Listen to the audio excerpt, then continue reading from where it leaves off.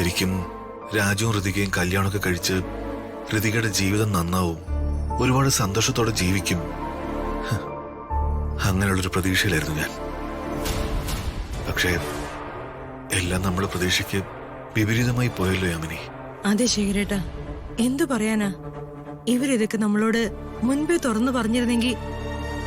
എങ്ങനെ പറയാനാ? അവർ രണ്ടുപേരും മനസ്സിലെന്തോ പ്ലാൻ ചെയ്തിട്ടുണ്ട്. ദീപകനെ വിവാഹം കഴിക്കാനുള്ള മടി കൊണ്ടായിരിക്കും ഋതികയും രാജുവും ഇങ്ങനൊരു ഡ്രാമ ചെയ്തത്. എനിക്കങ്ങനെ തോന്നുന്നില്ല ശേഖരേട്ടാ. ഋതികയ്ക്ക് രാജുവിനോട് ഇഷ്ടമുണ്ട്. ഋതുവിന്റെ പല സംസാരത്തിലും പെരുമാറ്റത്തിലും എനിക്കങ്ങനെ തോന്നിയിട്ടുമുണ്ട്.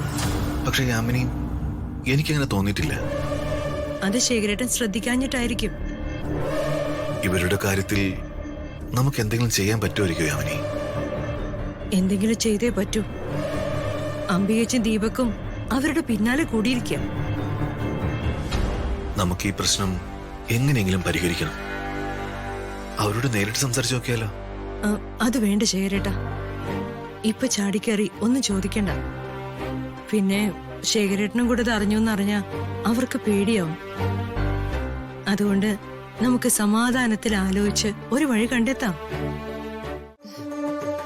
നമ്മൾ ഈ ചെയ്യുന്നതിനൊക്കെ ഫലം ഉണ്ടാവില്ലേ വേണുട്ടാ? ഋതികമോളും രാജുവും ജീവിത അവസാനം വരെ ഒരുമിച്ച് ജീവിക്കില്ലേ? മാഡം വിഷമിക്കണ്ട, അവരിനി ഒരിക്കലും പിരിയില്ല. രാജുവിന്റെ മനസ്സ് മാറും. രാജു ഋതികമോളെ ജീവിത സഖിയായി അംഗീകരിക്കും. അതെ വേണുട്ടാ, അതിനുവേണ്ടി നമുക്ക് ചെയ്യാൻ പറ്റുന്നതൊക്കെ ചെയ്യണം. ഞാൻ ജീവിച്ചിരിക്കുന്ന തന്നെ എന്റെ മോള് സുഖമായിട്ട് സന്തോഷത്തോടെ ജീവിക്കുന്ന കാണാൻ വേണ്ടിയാ.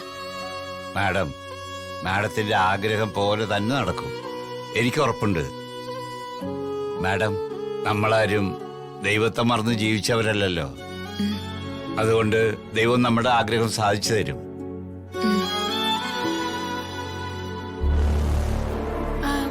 ഇതാരാ വേണുങ്ങളെ? പുതിയൊരാള്. ഇത് മീര. നല്ല പേര്. മീരാന്റെ സ്ഥലം എവിടെയാ? അല്ലാതെ ഇവിടുന്ന് മീരാന്റിയുടെ സ്ഥലം അല്പം ദൂരെയാ. ഇടയ്ക്കൊക്കെ ഇവിടെ വരാറുണ്ട്. മീര മാഡം എന്റെ ഒരു പരിചയക്കാരിയാ. പണ്ട് കുറെ കാലം ഞാൻ മാഡത്തിന്റെ ഡ്രൈവറായിരുന്നു. മാഡത്തിന് എന്റെ വീട്ടുകാരെയൊക്കെ വലിയ ഇഷ്ടാ. അതുമല്ല, മുൻപൊരിക്കൽ മാഡത്തിന് ഒരു ആക്സിഡന്റ് ഉണ്ടായപ്പോ മാഡത്തെ രക്ഷിച്ചത് ഇവിടുത്തെ ഋതികമോള. അതുകൊണ്ട് ഋതികമോളെ മാഡത്തിന് വലിയ ഇഷ്ടാ. അത് ശരി. മീരാന്റിനെ പരിചയപ്പെട്ടതിൽ വളരെ സന്തോഷം. മോളുടെ പേരെന്താ? രമ്യ. ഓ, വീട് ഇവിടെ തൊട്ടടുത്താ. ഇത് ഞങ്ങളുടെ വീടാ. ഞങ്ങളാ വേണുങ്കിലിന് വീട് വാടകയ്ക്ക് കൊടുത്തിരിക്കുന്നെ. അറിയാം, വേണുട്ടൻ പറഞ്ഞു കേട്ടിട്ടുണ്ട്. ഓ, അപ്പോ മീരാന്റിക്ക് ഈ വീട്ടിലെ മിക്ക കാര്യങ്ങളും അറിയാം. അറിയാം. ആ ശരി, നിങ്ങൾ സംസാരിക്കേ.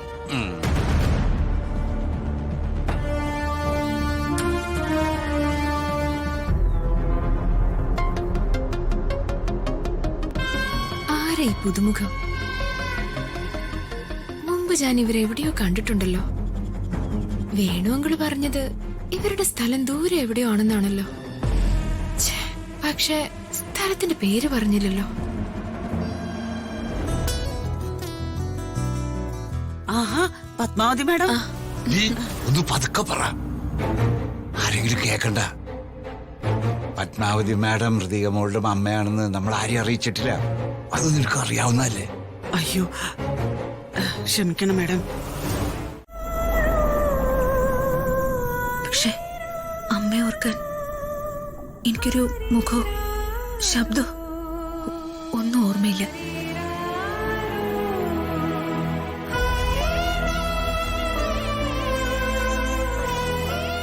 പിന്നെ ഞാൻ എങ്ങനെ ഓർക്കും? അങ്കിള് തന്നെ പറയും. മാഡം വിഷമിക്കണ്ട. മാഡം ഈ മീര മാഡത്തെ കണ്ടോ? ഇതുപോലെ ഇരിക്കും മാഡത്തിന്റെ അമ്മ.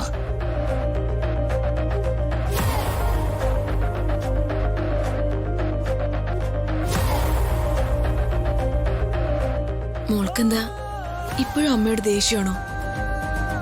അമ്മയോട് എനിക്ക് ദേഷ്യമാണോ പിണക്കാണോ എന്ത് വികാരമാണോ ഉള്ളതെന്ന് എനിക്ക് പറയാൻ പറ്റുന്നില്ല ആന്റി.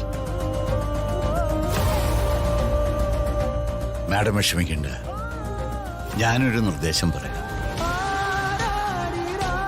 നിങ്ങൾ രണ്ടാളും ഒരുമിച്ച് ചേർന്ന് വിളക്ക് കത്തിക്കണം.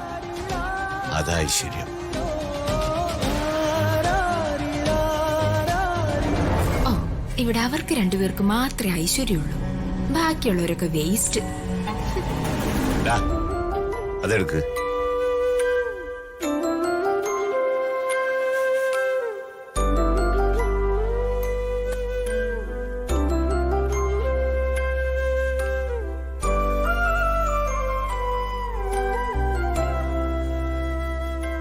കത്തിക്കും മോളെ.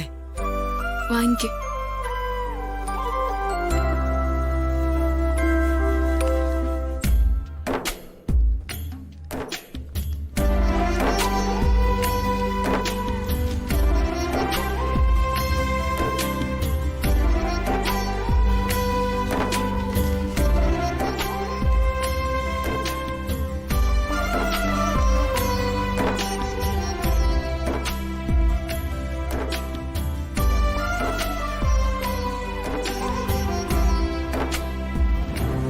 ഈശ്വര, ഇവിടെ എന്തൊക്കെ നാടകങ്ങൾ അരങ്ങേറുന്നത്.